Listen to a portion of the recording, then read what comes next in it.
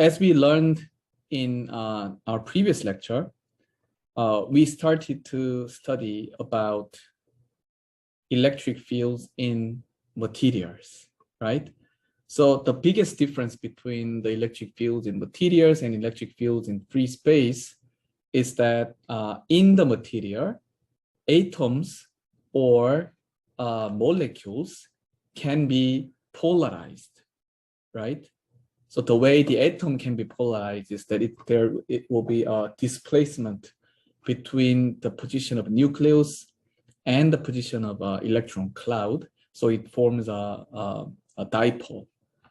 Or if you have a molecule, molecule has a polarity, like inherently. There are many molecules polarity, but they are randomly oriented. So in total, there's no polarization. But if you apply the electric field, these dipoles tend to align along the electric field, so it has a type polarization. The problem is this is kind of local phenomena, right? At every atomic site and every molecular site, this happens, but it's very difficult to track everything, every atoms in the material or every molecules in the material. So instead of doing that, we just define polarization field, just define the concept of average dipole moment, okay? Because it's much more convenient. And then once we define an average dipole moment, we can also define boundary charge density, bound charge density, and surface charge and volume charge densities using that polarization field. Okay, so why D field? D field again is to address the free charge contribution in the system. So again, the total charge contribution is written by the electric field E field, and the bound charge, the induced charge, can be attributed to P field, polarization field. And then the free charge, the difference between total and the bound charge is associated with D field. And that's the meaning of D field. And that's why we need both D and E field, okay, in the material system. Again, E is for free total charge, and then D is for free charge. That's kind of the important distinction. And then we can define epsilon, the permittivity, or chi, which is the, where's chi? Chi is a bound charge, I'm sorry, the electric susceptibility, right? And then we learned about this dielectric breakdown phenomena by solving these exercise problems. So this is what we are going to learn today. So Gauss law in material. So if you look at the Gauss law in free space, divergence of E is equal to rho divided by epsilon naught, right? And here we, in order to make it kind of clear, we set a subscript T, which means total, right? So E field is about the total charge, right? And then in the integration form, if you integrate the electric field flux, it's equal to total charge divided by epsilon naught.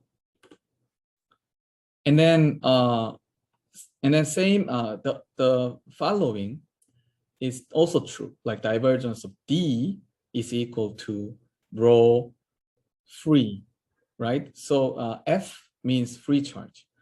So here the Gauss law can be written like this. Divergence of D is rho FV.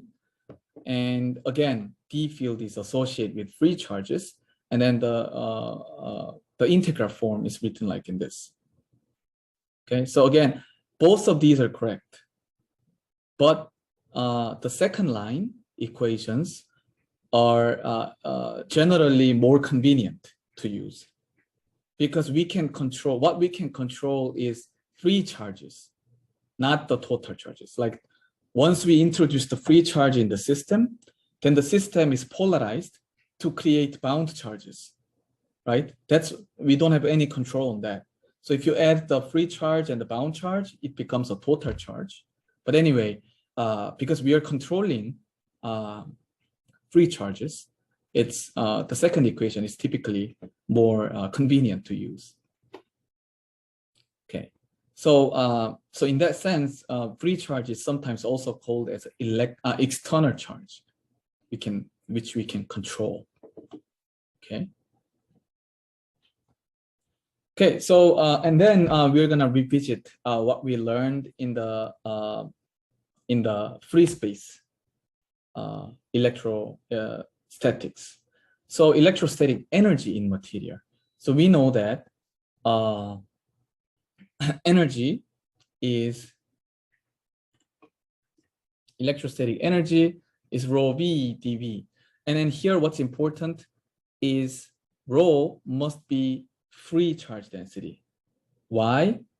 Because what we are moving around with is free charges, right? Bound charge is just created, induced due to the free charges. But what we are actually moving around is free charges. So rho f v dv is the electrostatic energy. And then once we have the electrostatic energy, rho fv can be written like this using a new Gauss law, right? And then we apply the same vector equation, have this, and then applying the divergence theorem, the volume integration becomes surface integration, right? Same thing applies. And then we have the same argument, making the volume to be infinitely large, then surface integration goes away. And then we only have a volume component with infinite volume integration volume, which is a d gradient of v. And then gradient of v is by definition E field, right? So it can be written like 1/2 d dot E. So again, electrostatic energy density when we have a material is WE is 1/2 d dot E. Okay, and then what we know is that D is epsilon E, right? And then in free space, epsilon is epsilon naught. So if you plug this in, we will get 1/2 epsilon 0 E squared in the free space. So this equation reduced to what we already know. But this is more, how can I say, a complete equation, like 1/2 d dot E. Okay?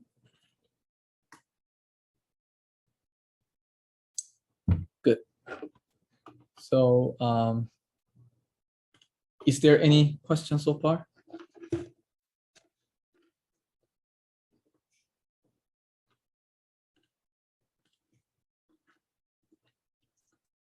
So what I have done now was just rederive electrostatic energy expression in material. Okay, so this is already what you know from the previous lecture. So it's not a, I don't think it's a too difficult to understand. Okay, so then we have boundary conditions. So what we are doing right now is that we have two materials, material 1 and material 2. And here too, material 1 and material 2. And what we want to know is what kind of relation this E field and D field should satisfy at the boundary of materials. Okay, so the first one equation that we can use is this curl of E is 0, which means if you perform a line integral of a closed loop, it's always 0. So if you set the line integral like this, we can write a component, each component of the material, the equation like this. Okay, like this. And when we make, you know, this H and delta H and delta omega, delta W becomes very, very small. what we realize is that this vertical integral component actually cancels each other out. And so what we are left with is a lateral integration, this and that. And then this and that can be written as 1 E1t minus E2t, which means E1t is like a surface parallel component of the electric field in this regime, material 1, and E2t is the surface parallel component of in the material 2. Okay, so what T stands for in this case? T is tangential. Okay, so it's kind of a different word of surface parallel. So you can say the tangential component is surface parallel component of the electric field.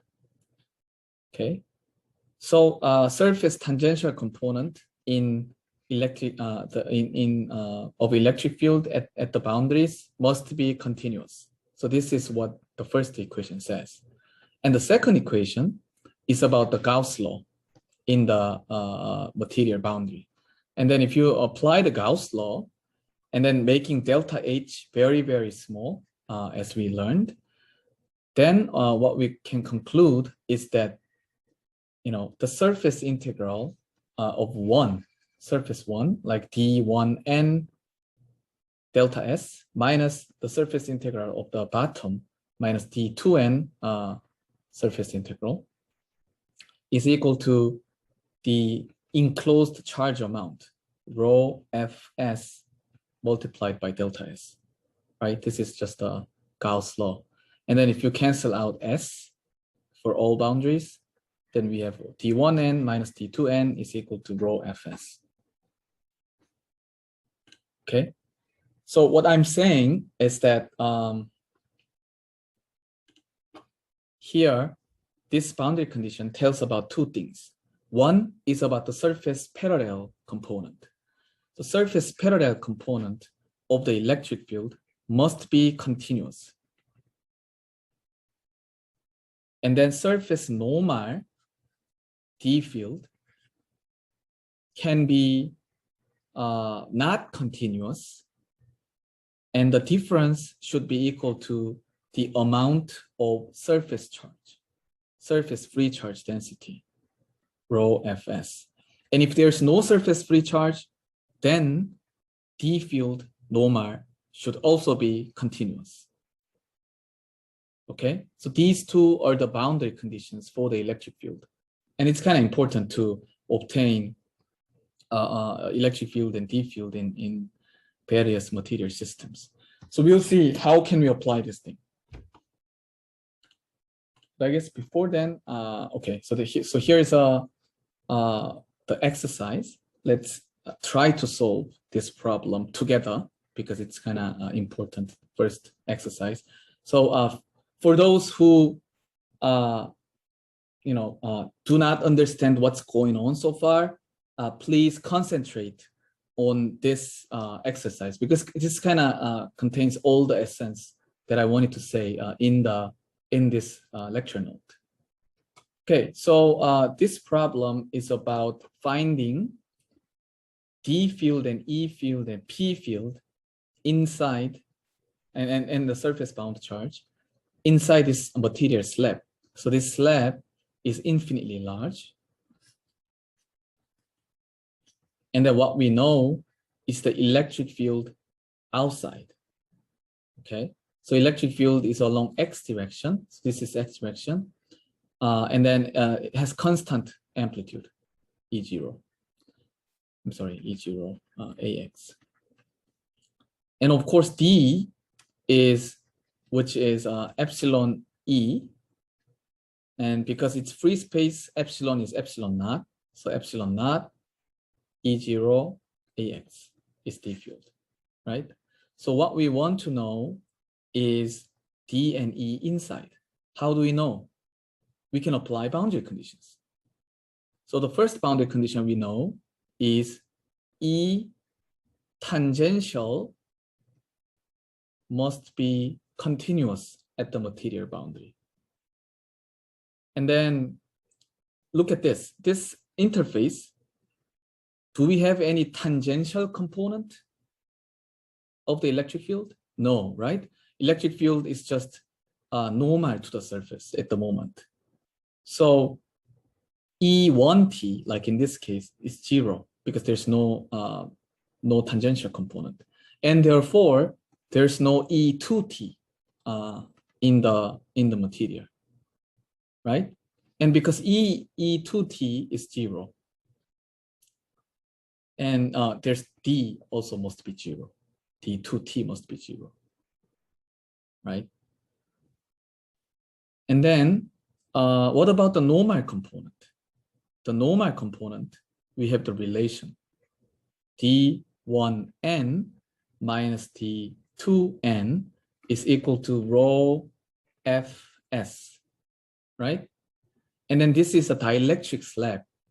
So there's no free charges, right? Unless I mention that there's free charges, you can just assume that there's no free charges. Okay, so there's no free charge in the dielectric slab. So it's 0, which means D1n is equal to D2n. Okay, so what's D1n? D1n was epsilon 0 E0, right? So D2n has the same value. So if you sum up D in the material in the slab must be epsilon 0 E0 AX. That's it, right? And there's no Y component because there's no tangential field. What about E? E also has only AX component. And then what's the amplitude? Can anyone type in? What's the amplitude of the EX component in the dielectric slab? Can anyone type in the chat box?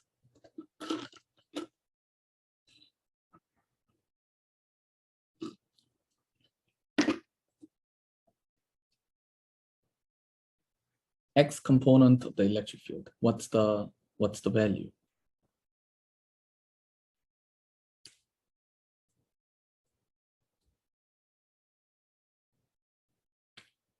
Right. As Park Se-hoon said, thanks by the way, Se-hoon, for the participation. It's like E. So we know that E, epsilon E is D, right? So E is D divided by epsilon. And then D is epsilon 0 E0 AX. And then epsilon is, epsilon R, epsilon 0. This is also by definition. So epsilon 0 cancels each other out. So you have epsilon 0 divided by epsilon R, right?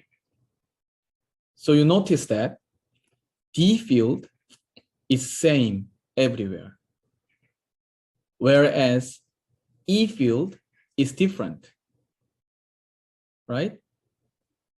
So that's one thing that I want to tell you. And then let's keep moving on. So you have a P, want to calculate the P inside. So P, from definition, what we know is that epsilon 0 E plus P is equal to D, right? Then what is P? P is D minus epsilon 0 E, right? And then D is given. D is like epsilon 0 E0. And then E was epsilon 0 divided by epsilon R. So epsilon 0, epsilon R, epsilon 0, E0, right? Both X component. So summing up, epsilon 0, E0, 1 minus 1 over epsilon R, right? AX, right? And then what we also know is that epsilon R is 1 for free space, and epsilon r is larger than 1 typically for materials, right? So 1 over epsilon r must be smaller than 1, right? So this is typically positive number, right? So what we have is that E field is this direction, D field is also this direction, P is also this direction, right? And then what about the bound charges? So let's go, so let's write this thing, let's clear up. And then let's write P is epsilon 0, E 0, 1 minus 1 epsilon r AX. Okay, having this in mind, let's go back to the previous definitions. How to define surface bound charges from the P field. So if you go back. Here is how we define bound charge densities, right? So surface bound charge density is just you can multiply, you can have a dot product of AN to P field. And then here you have a, you can take a negative divergence of the P field. Okay, so let's go forward again. So if you have first about volume charge, rho BV is negative divergence of P. And then here, if you look at this equation, nothing is dependent on the what is it? The coordinate variable, right? It's continuous within the slab, so it's 0, right? Which means there's no bound charge density, bound volume charge density. What about the bound surface charge? Let's just look at here, right boundary. Right boundary, it's like P dot AN. And what's AN for the right boundary? Can you type in? What's the AN of the right boundary?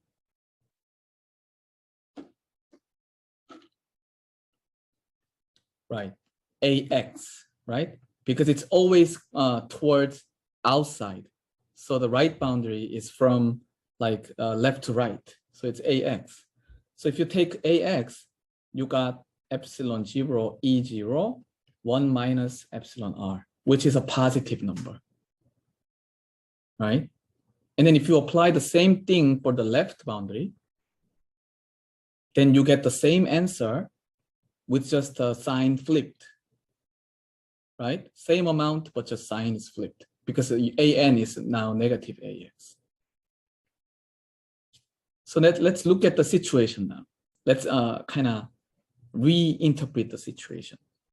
So once you have an electric field outside, as you calculated, there's no bound charge, bound volume charge in the bulk, but you have a bound surface charge, which has a positive sign here, negative sign here, right? And so compared to the outside, because of the bound charge creates electric field, right? Bound charge also creates electric field. From where to where? From here to here, plus to minus, right? This is the electric field due to the bound charges, right? And then you have an electric field like outside, the original electric field. So if you add them up, your total electric field must be smaller in the slab, right? Because this slab tends to be polarized in order to reduce the amount of the electric field inside, right? So if you remember the answer here, EIX is epsilon 0 divided by epsilon R, and epsilon R is larger than 1. So it must be smaller than epsilon 0, right?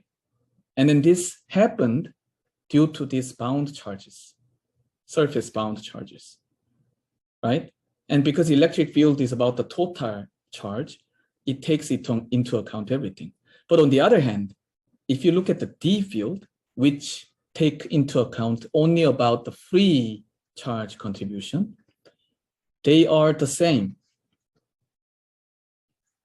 amount, regardless of the bound charges, right? It only take care about the free charges. So it has a similar value, same value actually, right? So that in this sense, D field is kind of easier to deal with because we don't need to worry about these bound charges. It's, as long as there's no free charges, it behaves a very similar way to as if there's nothing. Right?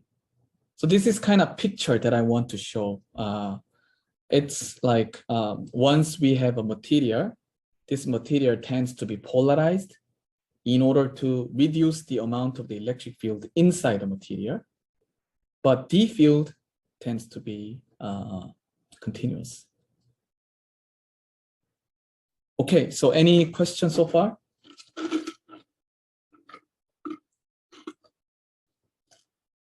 So Park Jun asked, so with D field, even inside the material is like a vacuum.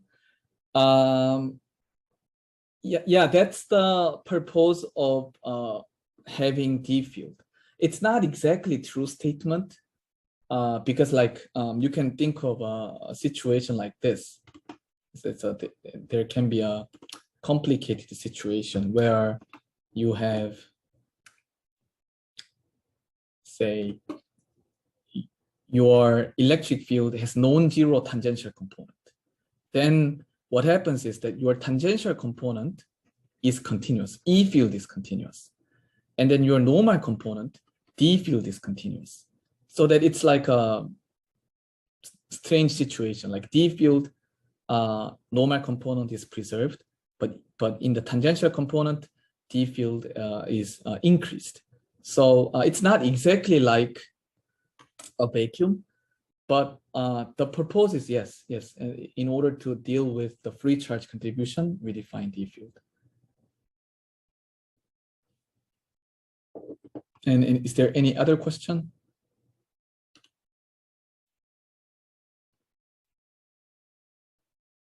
Okay, so I think this exercise gives you an important picture of what's happening in the material system, right? So again, like once you have a material inside a free space, then this material tends to be polarized in order to reduce the amount of electric field inside the material, but D field is unaffected. Okay, so here's a one big kind of summary of what we learned so far.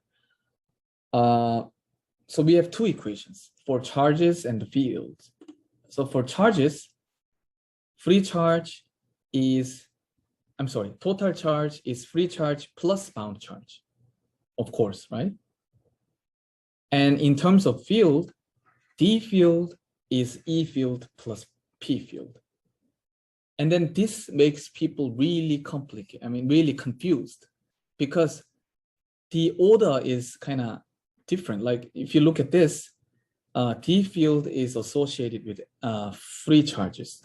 E field is associated with total charges. P field is associated with bound charges. But somehow the position of these two guys are flipped, which makes it very strange. Can anyone know why this happened? Why it is defined like this way?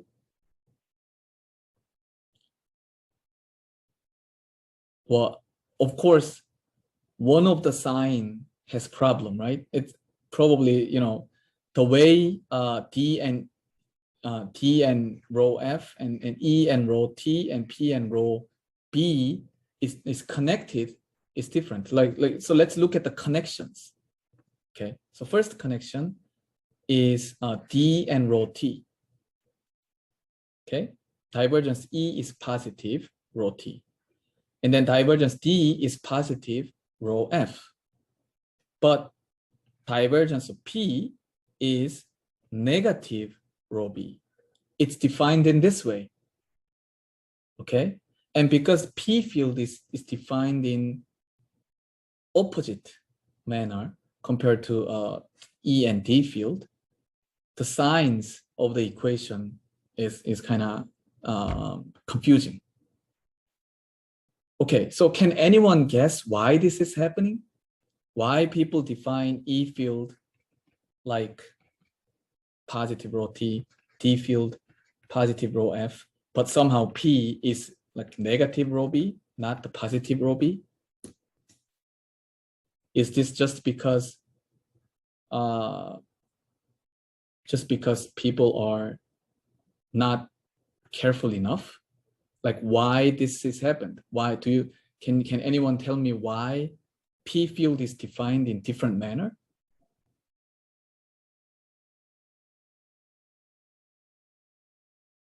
Kim Junho said, because we define the direction of polarization as negative to positive. Yes, yes, this is exactly what I wanted to say. So, so the P field is defined from dipole moment, right? It's average dipole moment, and then dipole moment is defined from negative to positive charges instead of positive to negative charges. And that's why, and then P originates from the dipole moment. That's why we have a negative sign. Okay, then let's go one step further. Why the dipole moment is defined from negative to positive? Is that more natural compared to define it to positive to negative? Why people define dipole moment from negative to positive? Can anyone answer this question?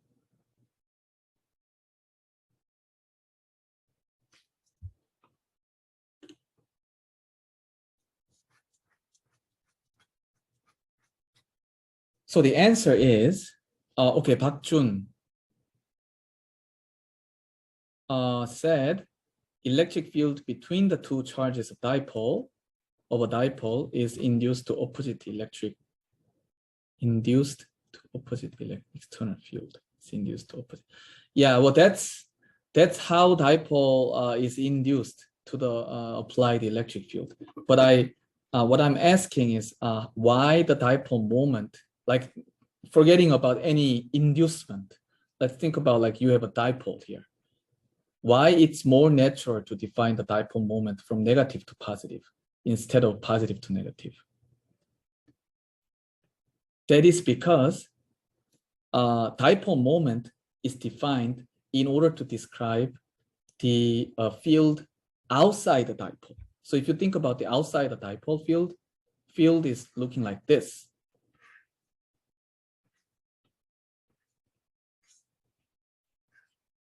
Right? It's circulating like up and down like this. So it's more natural to define the dipole moment to this direction, upward direction, which is more coherent to the field outside. And then that way it's more naturally describing the electric field outside the dipole field. Although actually electric field is from positive to negative. Okay. So when we define the dipole moment, its purpose is to describe the electric field outside the dipole, and so negative to positive is more natural direction. But when we use the same definition to the polarization, it causes confusion. Okay, but anyway, it's like how it's defined, so you should memorize.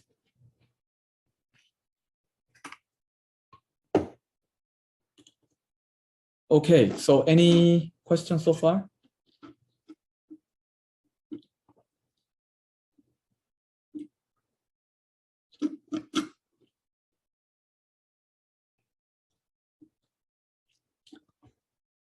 Okay, so if there's nothing, I'll just keep moving on. Oh, by the way, your participation points that I mentioned, like the bonus point that is given to the people who ask questions, is recorded in a Google spreadsheet that you can access through KLMS webpage. So if you want to check your how your participation is recorded, you can check that spreadsheet. Okay. Okay, so let's move on to the conduction. Conductors. Conductors, unlike dielectrics or insulators, in conductors we have free charges. Okay, and then these free charges like move around. In a response to the applied electric field. And then below here I describe the properties of conductors. So first one, electric field is zero inside the conductor.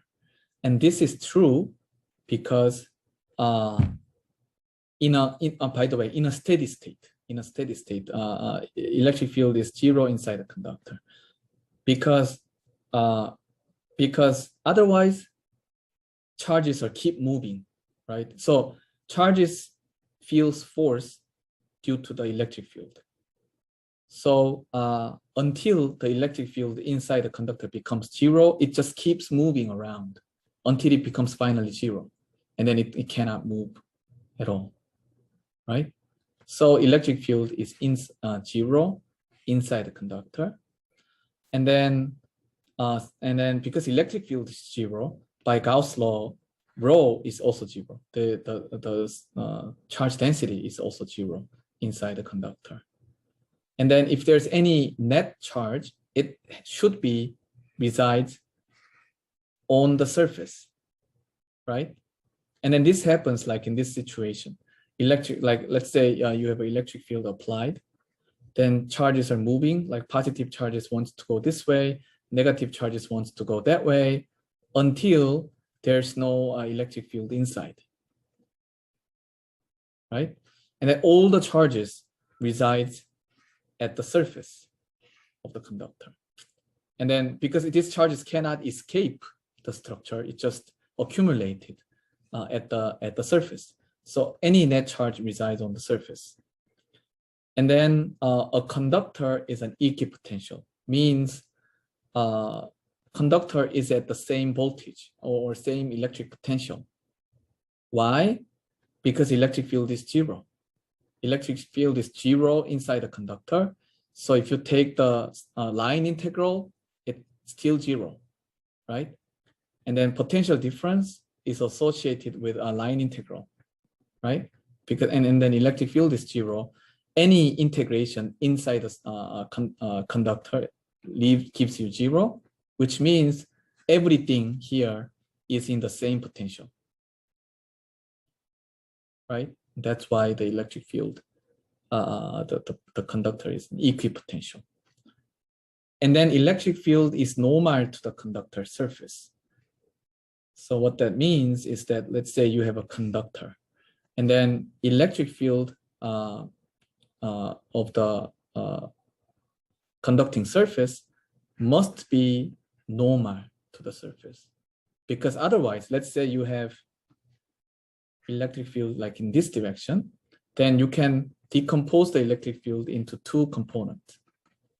I'm sorry, it's last name. Surface normal component and surface tangential component. And then if there is a surface tangential component, then these charges can move around, right? To cancel out this electric field. So if there's no current flow, then that means there's no surface tangential electric field, right? So that E field must be normal to the conduction surface, conductor surface. So that's what we want to keep in mind.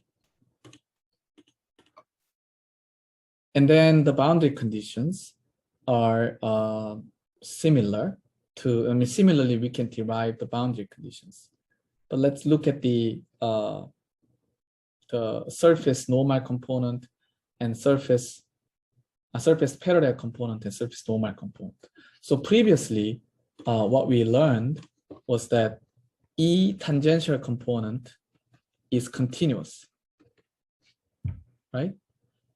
And then D normal component can be different by surface free charge density. Okay, but in the previous slide, what we learned is that inside a conductor, there is no electric field, right? Inside the conductor, electric field must be 0, which means this is just 0, right? And then this is also 0. If this is 2 and this is 1, then this is also 0, because inside the conductor, it's 0 anyway. So on the conducting surface, the boundary condition is very easy. E1t, E2t is 0, and the E1n is equal to rho Fs, right? So you can only have a surface normal component, and that surface normal component is proportional to the free charge density, and then surface tangential component is 0. Okay, so it's very easy boundary conditions. Right, Et is 0, Dn is rho Fs.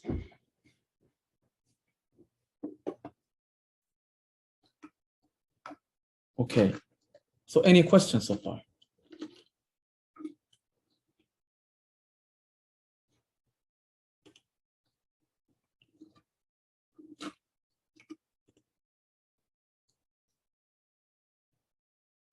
I hope this is not too difficult for you.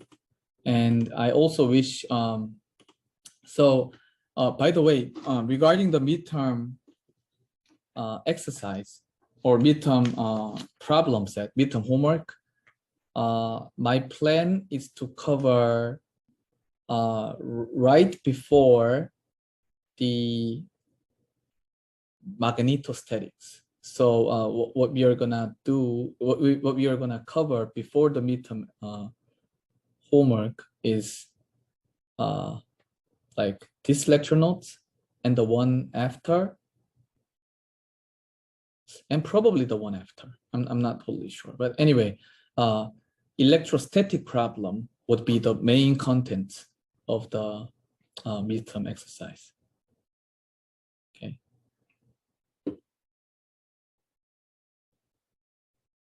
So any questions so far? Okay, so let's move on then. So what we are gonna learn from now is about the capacitors. So capacitors is to store charges, okay? And then it's defined by 2 conductors. So you have one conductor here, the other conductor there, okay? It can be any shape. And then, as we learned before, one conductor is at the same potential, right? Everything is at the same potential. And then here too, everything has the same potential, like different same potential.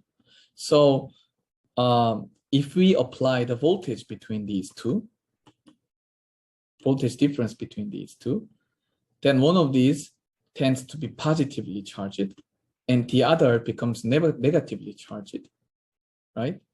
And then we can set a coefficient between the amount of stored charge to the amount of potential difference applied, okay? So if C is large, then it can efficiently store charges, right? Small amount of a potential difference can induce large amount of charge storage. So it's more efficient capacitor, okay? And it's defined, its unit is defined as a farad, like coulombs per volt. Okay, so what I want to tell you is how to calculate this the capacitance of a calculator. I'm gonna give you a kind of generic procedure, like a step-by-step procedure, how to calculate the capacitor. So you can just apply those procedure, and then you can obtain the capacitance. Okay, so here's how. First, you assign each conductor, because you need two conductors, right? So you set one of the conductor to charge Q, and the other conductor set to charge negative Q. Okay, that's the first step. And the second step, because you know the shape of a conductor, so in most cases, you know the electric field due to these conductors. So electric field distribution you can obtain, right? And then once you know the electric field distribution, like either by using Coulomb's law or Gauss law or whatever law you know, then you can obtain potential difference between these two conductors by integrating electric field from one conductor to the other. And here, what's important is that you can choose any path, as we learned before. So it's better to choose most convenient path that gives you most simplest integral formulation, right? And then then you actually wrote V as a function of Q, so that what you can do is you can just take ratio of V and Q, and you get the C. So let's see how to do it. In this example. So you have a parallel plate capacitor. Then what you do is set charge Q on the top plate, and then set negative Q on the bottom plate. That's the first step. And then we know that capacitance, the area is very, very large. We will ignore what's happening in the edges. So we know that it's very, very large. Then we can assume that free charge density is distributed uniformly on the capacitor. So rho Fs is equal to Q divided by S, right? If S is the plate area. And then here the same, uniform distribution of charges. So rho Fs in this case is negative Q divided by S. And the second step is finding the electric field. So how to get the electric field? Electric field can be obtained from Gauss law. So let's first set the boundaries like this.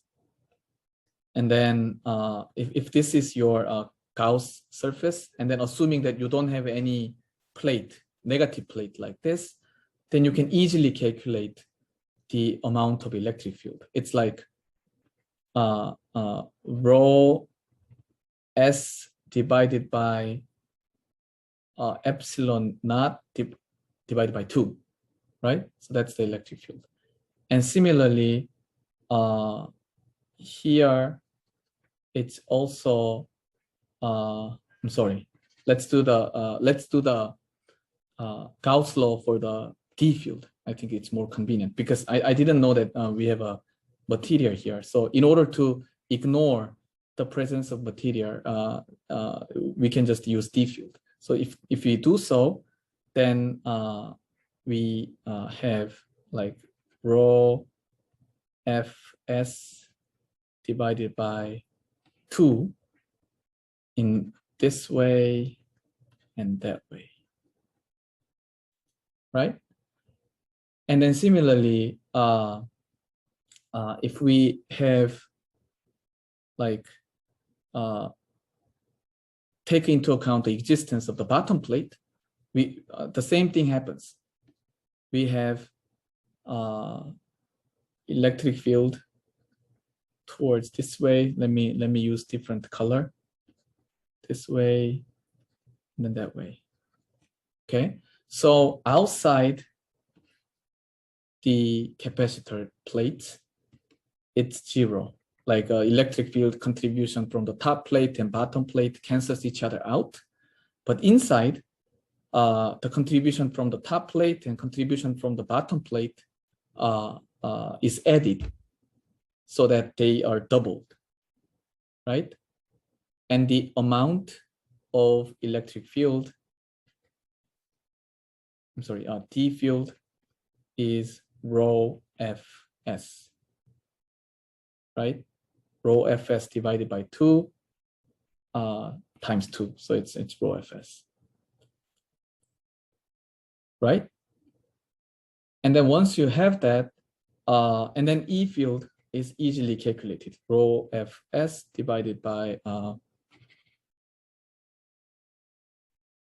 what is it? Rho Fs divided by epsilon is the E field. Okay, so once you have the E field, so that's the step 2. And then once you have the E field, you can integrate E field from one plate to the other, right? So let's rewrite this. E field is rho Fs divided by epsilon, and then direction is negative AY. Okay, and then what we want to do is to calculate the potential difference between these two. Okay, the potential difference can be obtained by integrating the electric field from one plate to the other, and then and as I said earlier, you can choose whatever path from one plate to the other. But most convenient path is just going along the y-axis, right? Negative y-axis. So if we do that, V, the potential difference, is rho Fs divided by epsilon multiplied by D. So this is the potential difference between these two plates.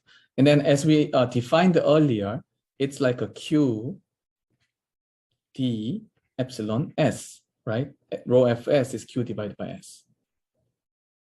Okay, so finally we have C, which is Q divided by V. And then Q divided by QD epsilon S. So QQ goes away, epsilon S divided by D. Right? So this is the potential, capacitance between two parallel plate capacitor. So it's a step-by-step calculation of capacitance. First, you assign Q and minus Q on each conducting plate. And then from that, we can calculate E field distribution by using Gauss law in this case. And once you have that distribution, we calculate V by integrating E from one plate to the other. And finally, we just take the ratio. And that's how you get capacitance. And then that applies to all questions, like all questions. And then I would say the most difficult part is probably this. Okay, so once you have Q, then you have to know how the Q is gonna distribute it. And then from that, how your E field is gonna look like. So that's the difficult part. But you can obtain this thing easily for most of the questions, because in our exercise problems, I'm going to give you highly symmetric problem only, so that once you know Q, you can immediately know how the Q is distributed. So this is how it's work. And then we can try the similar problem here. But before then, if you have any question about the previous problem, just let me know.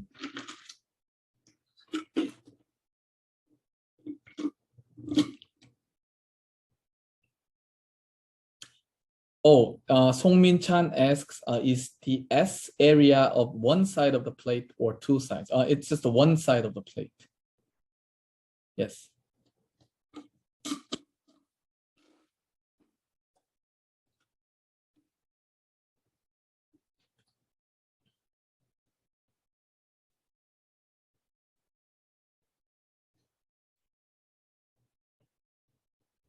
And then Park Jun asks, so rho Fs is a free charge on just one side of the plate. Yes, rho Fs is a free charge on just one side of the plate. So we just assign Q, plus Q and minus Q per each plate. And then Im Do-yeon asks, is this problem, is the example of a Q uniformly distributed? Yes. Well, yes and no, because Q is uniformly distributed in terms of like lateral distribution, right? Like within the lateral distribution, Q is uniform, but like if you have a zoom up view, the Q distribution was not uniform. So what I'm saying is that let's think about this.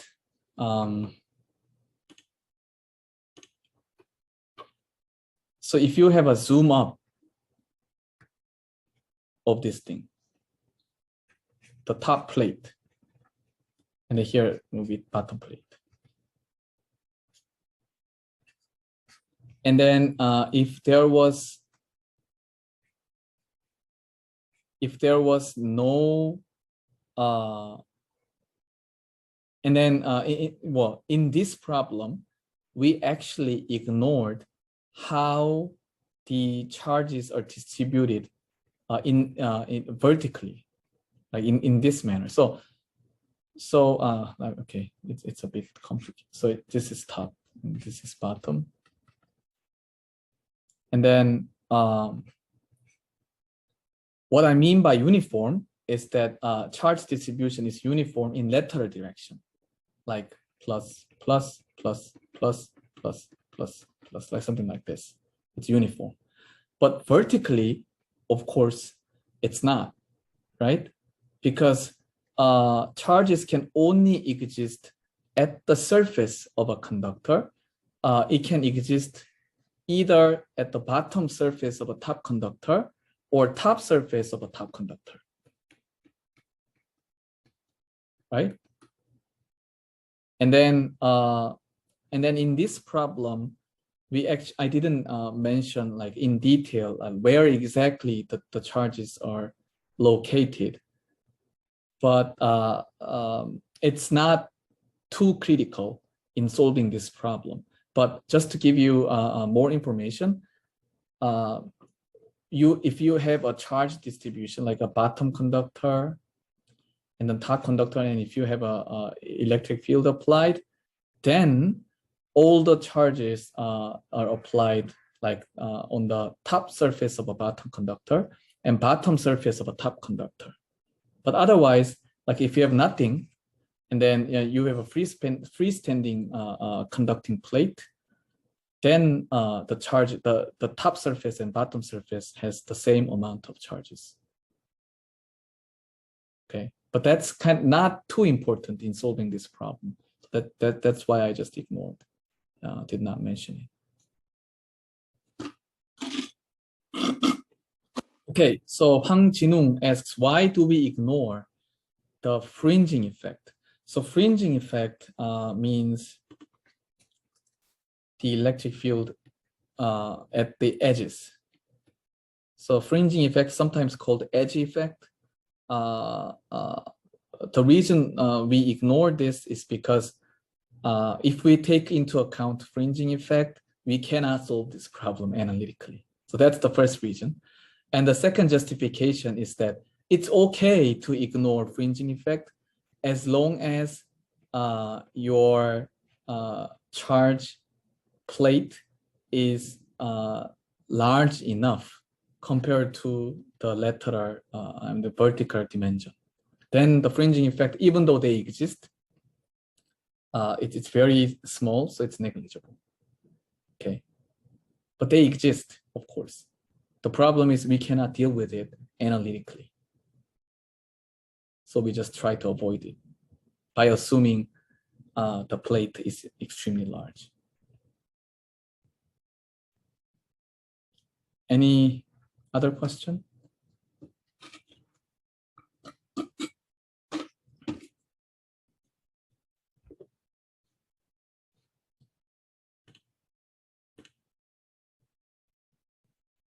Okay, so next time, what we are gonna do is we are gonna solve 2 more exercises about the capacitors, like the coaxial cylindrical capacitor and concentric sphere capacitors.